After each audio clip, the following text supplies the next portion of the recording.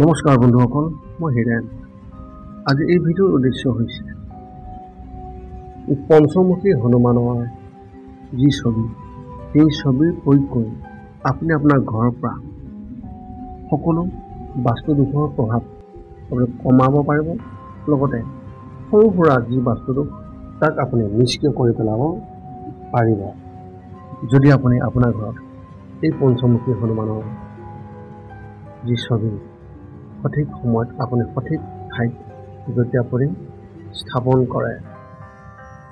প্ৰথমে মোৰ চেনেলটো আপোনালোকে ছাবস্ক্ৰাইব কৰি ল'ব, যাতে মোৰ পিছৰ ভিডিঅ'বিলাক আপোনালোকে সহজে লাভ কৰিব পাৰে। লগতে মোৰ ভিডিঅ'টো ভাল লাগে লাগে শ্বেয়াৰ কৰিব, কমেণ্ট কৰি আপোনালোকৰ মনোভাৱ প্ৰকাশ কৰিব। এতিয়া মূল বিষয়লৈ। আজি এই ভিডিঅ'ৰ উদ্দেশ্য হৈছে পঞ্চমুখী হনুমানৰ এই ছবি প্ৰয়োগ কৰি, অৰ্থাৎ আপুনি আপোনাৰ ঘৰত স্থাপন কৰি আপোনাৰ ঘৰৰ বাস্তু দোষৰ পৰা মুক্তি কেনেকৈ পাব পাৰি, তাৰে সম্পূৰ্ণ তথ্য আপোনালোকক এই ভিডিঅ'টোৰ জৰিয়তে আগবঢ়োৱা হৈছে। কেতিয়াবা মানুহৰ জীৱনত এনে সমস্যাৰ সৃষ্টি হয় আৰু সেই ব্যক্তিজন সম্পূৰ্ণৰূপে হতাশ হৈ পৰে। তাৰ অসুবিধাবোৰৰ পৰা কেনেকৈ মুক্তি পাব পাৰি তেওঁ বুজি নাপায়।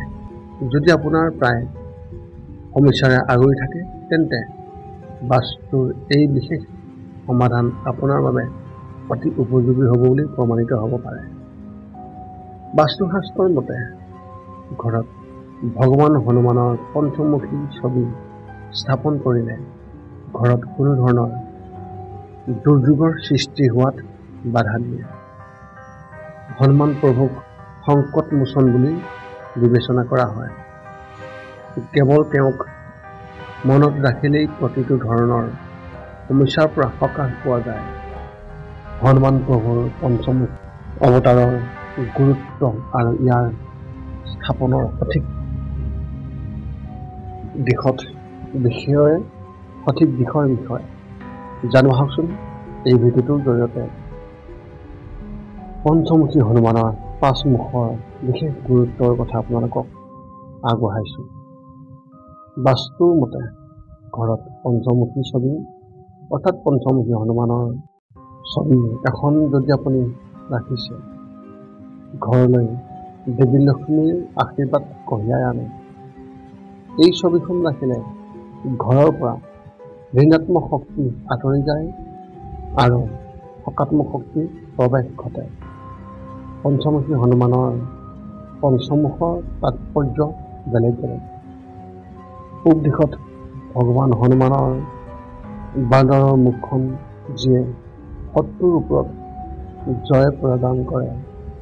পশ্চিম দিশত ঈশ্বৰ গৰুৰ মুখ, যিয়ে জীৱনৰ বাধা বিঘিনি দূৰ কৰে। বাৰাত মুখৰ উত্তৰ দিশত যিটোক যশ আৰু ক্ষমতাৰ কাৰক বুলি গণ্য কৰা হয়। হনুমান প্ৰভুৰ নৰসিংহ মুখখন দক্ষিণ দিশলৈ মুখ কৰি থাকে, যিয়ে জীৱনৰ পৰা ভয় দূৰ কৰে। আকাশৰ ফালে ভগৱান ঘোঁৰাৰ মুখ, যিয়ে ব্যক্তিজনৰ ইচ্ছা পূৰণ কৰাত সহায় কৰে। এতিয়া আপোনালোকে জানক যে পঞ্চমুখী হনুমানৰ ছবি স্থাপন কৰিবলৈ সঠিক দিশ কোনটো।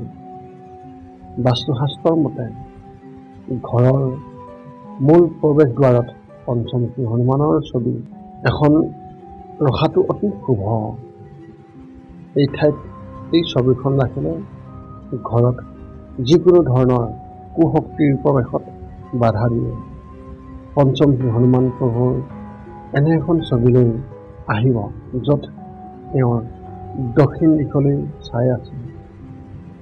বাস্তুৰ মতে বেছিভাগ ঋণাত্মক শক্তি দক্ষিণ দিশৰ পৰা আহে। এই দিশত পঞ্চমুখী হনুমানৰ ছবিখন স্থাপন কৰিলে ঘৰত সুখ আৰু সমৃদ্ধি আহে। ঘৰৰ দক্ষিণ পশ্চিম কোণত পঞ্চমুখী হনুমানৰ ছবিখন যদি আপুনি স্থাপন কৰিছে বা ৰাখিছে, তেন্তে সকলো ধৰণৰ বাস্তুদোষ আঁতৰি যায় বুলি বিবেচনা কৰা হয় আৰু গণ্য কৰা হয়। এই আছিল এই পঞ্চমুখী হনুমান প্ৰভুৰ যি ছবি, সেই ছবিৰ স্থাপনৰ আৰু ইয়াৰ গুৰুত্বৰ সম্পূৰ্ণ তথ্য আপোনালোকক এই ভিডিঅ'টোৰ জৰিয়তে আগবঢ়োৱা হ'ল। পুনৰ লগ পাম অন্য এটা ভিডিঅ'ত। আজিলৈ ধন্যবাদ।